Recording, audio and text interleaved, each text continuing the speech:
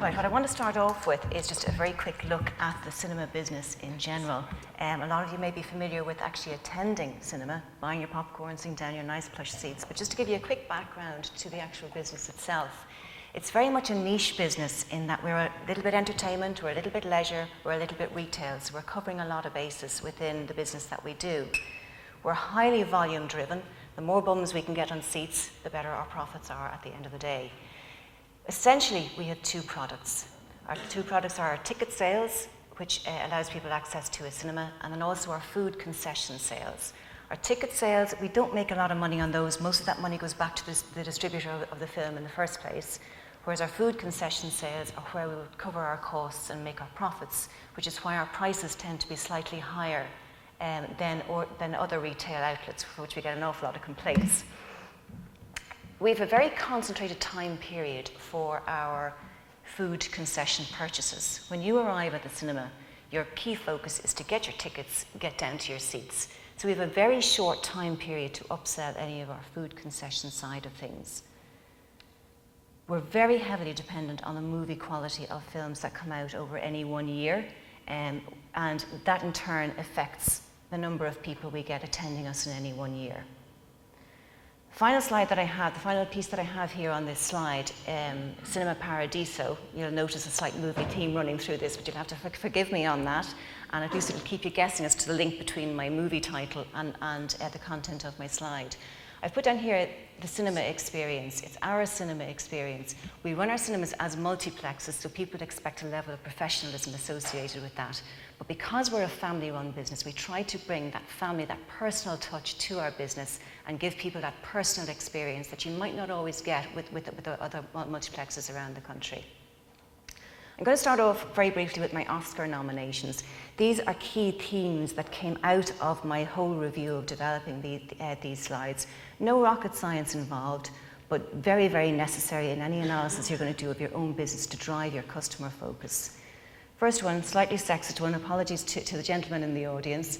This is really about knowing your customers, knowing their age profiles, knowing the films that they like, knowing what they want to eat when they come, analysing all of that down to into an awful lot of detail. The more you can do that, the greater chance you have of attracting additional customers. Second one, mutiny on the bounty. Listen to your staff. A large number of you here have greater than 50 people that you employ. They're the people who are out at the coalface. They're dealing with customers every day. The amount of feedback that you can get from them to turn into something that your customers really want, it's absolutely valuable. Finally, the sting. Learn from your mistakes. It's my personal favourite. I'm saving it until the end because we learned some very valuable lessons from this one. Schindler's List. I'm going to run through this very, very quickly because I'm conscious of time. Our two areas are tickets and concessions, as I already mentioned. We looked at various different areas within this as to see where we could drive additional business. First and primary one was peak versus off-peak times. Our key business times are Saturday and Sunday all day, Thursdays, Fridays, evenings. Other than that, while we're open for business, we're selling tickets for later shows. We don't have an awful lot of customers in, so it's a key area for us to look at. After that, the usual suspects of attracting new customers and rewarding existing customers. On the concession side, I'm coming back again here to customer profile. What do individual customers want? We would have a very different profile of customer coming to our early morning matinees than we might have coming to a late evening show. And finally, looking at value options or themed options to present to customers to give them something a little bit different and a little bit extra. Starting off with my Get Smart slide, which is our peak versus off-peak time. This is totally driven around niche customers. Looking at customers who might not otherwise be able to come at peak times and seeing what we can offer them. I'll run through them very briefly. Real Parents, it's exclusively for moms, dads and their carers. We have Buggy Central in our cinemas on Tuesday and Wednesday mornings. Mums, dads, carers arrive, have a cup of coffee beforehand, bring their buggies into the screen. We've reduced volume to take care of baby sensitive ears and slightly higher lighting to allow mums and dads to root for soothers or bottles as necessary. It's an off-peak price point, so it's attractive for customers coming. Special needs friendly screenings was an offshoot from Real Parents, something that a couple of our customers had requested and we were quite happy to provide. We provide them on the same days as Real Parents movies, but they are specifically for people who have difficulty in gaining access to a cinema, may need to get up and move around, may need to make noise, so it's a little more difficult for them to come to a more traditional evening screening. Again, it's an off-peak price point and has proven very, very popular with a lot of our customers. Great customer feedback from it. For those who are hard of hearing, we do have a sound loop system, but it's not always comfortable for a lot of our customers. So again, listening to our customers' needs, we came up with the idea of doing subtitle movies. Usually about 6 or 7 o'clock on a Thursday evening, so it's almost into peak time, but it allows people who are coming from work the opportunity to come to see a film that they might not otherwise be able to enjoy or experience. Educating RITA covers a couple of areas. First one of the canniest consumers around, as any of you in the retail business will know. This is the area of the population that they will be out for every bargain possible, and the word of mouth as to how business spreads within this area is absolutely key. We offer an all-in price for your ticket, popcorn and drink on a Tuesday evening on production of a student card. Tuesdays has ended up being a very, very busy evening for us, which has been fantastic because in general it would be an off-peak time. We also offer a school booking service specifically tailored around the curriculum for any particular year. We do email shots to different schools, offering them an all-in price with or without a food concession depending on their own preferences. Again, it's driving business to an off-peak morning time, which suits schools and also suits us in terms of getting footfall through the building and bums on seats. On our corporate event side, a very competitive area, as you can imagine, with a lot of hotels, a lot of corporate specific venues offering the equipment necessary for corporate events. We can do private screenings for customers who will show on to their customers or their own employees as an entertainment night out for employees themselves. On the corporate presentation side, we offer something slightly different in that your PowerPoint can be linked to the massive big screen in the cinemas. You're also linked to the surround sound, which has proven quite attractive to a number of our customers, and we've had quite a lot of repeat business within this. Attracting new customers, I'm going to deal with very quickly, starting with the bottom one there, the radio link-up. We have a radio link-up with 98 FM. We do on the basis of a contra deal. They have free advertising in our venue, we get free advertising on their station and provide free tickets for competition. Very cost-effective way to actually get our name out there. It's worked very well. Social media I'll deal a little bit later on, but Jonathan has covered a lot of that as well. The one I want to focus in on is the live events here.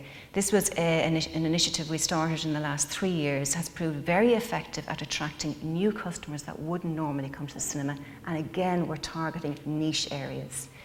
First one has been the advent of the ability to show live opera and live ballet. These are customers who like the cultural end of things. They're not necessarily cinema customers. Some of them are, some of them aren't, but they wouldn't be frequent goers.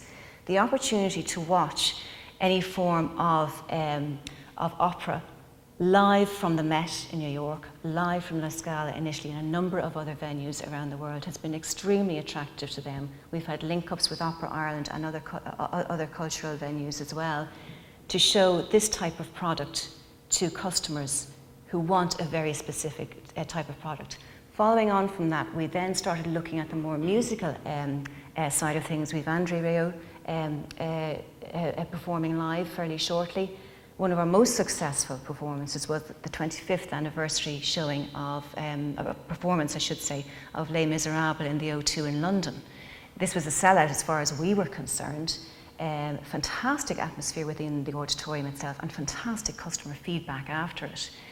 Providing customers an opportunity that either can't afford to or aren't in the physical location as to where these are being shown to experience an almost live event. We then moved on into another area within the sort of live showings, slightly different customer base as you can see from the type of concert these guys would do versus Andre Rieu. We're also going to be showing fairly soon the Westlife live concert from Croke Park, which again will offer customers the opportunity to come to it, those that can't get to Croke Park to see it live.